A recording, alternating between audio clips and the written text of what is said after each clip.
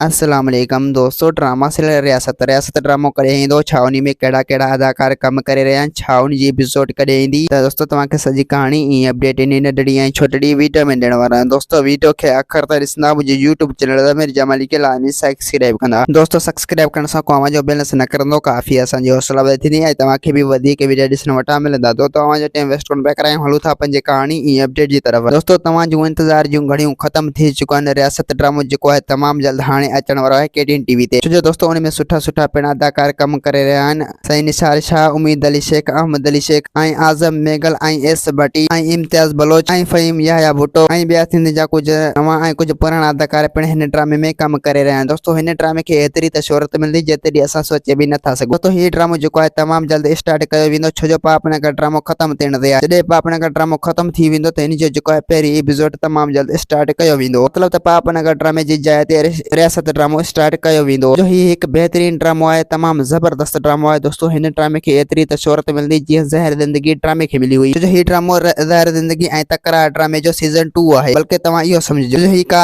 आम ड्रामो न आहे, बल्कि खजूर साहब जो ड्रामो आहे। छो जो दोस्तों खजूर साहब जा जेके ड्रामा आहिनि उहे हमेशह हमेशह लाइ वायरल थी वेंदा आहिनि। जो उन में महिनत थियल आहे, खजूर साहब जेको आहे वॾी महिनत कंदो आहे। अहिड़े हिसाब सां हू उन जा दोस्तों 3 टीज़र बि अची चुका आहिनि। तमामु जल्द जेको आहे हाणे उनजी एपिसोड अचण वारी आहे। तो तव्हां जूं इंतज़ार जूं खड़ियूं ख़त्म थी चुका आहिनि, छो जो पापनगर ड्रामो ख़त्म थियण ते आहे ऐं रियासत ड्रामो स्टार्ट थियण ते आहे। जॾहिं पापनगर ड्रामो ख़त्म थी वेंदो त पोइ तव्हां इहो सम्झी छॾिजो त रियासत ड्रामे जी बि एपिसोड स्टार्ट कई वेंदी 1 तारीख़ ते। मतिलबु त हफ़्ते खां पोइ पापनगर ड्रामो ख़त्म थी वेंदो ऐं पापनगर ड्रामे खां पोइ जेको आहे रियासत जी एपिसोड अची वेंदी। तो हिन ड्रामे जी कहानी त एतिरी त बहितर खां बहितर कहानी आहे जो तव्हां सोचे बि नथा सघो ऐं हिन में सुठा सुठा कैरेक्टर अदाकार करे रहिया आहिनि। दोस्तों ही हिकु ज़बरदस्त ड्रामो आहे। जीअं ज़हर ज़िंदगी ड्रामो हुयो, हीअं बि हुन जो कट आहे रियासत ड्रामो। दोस्तों उम्मीद है कहानी आई हूंदी, मूंखे पसंदि असांखे ॾींदा। हाणे जा त वरी तव्हां सां मिलंदासीं के नई वीडियो में। जेसीं तीअं पंहिंजो ख़्यालु रखंदा। ख़ुदा हाफ़िज़।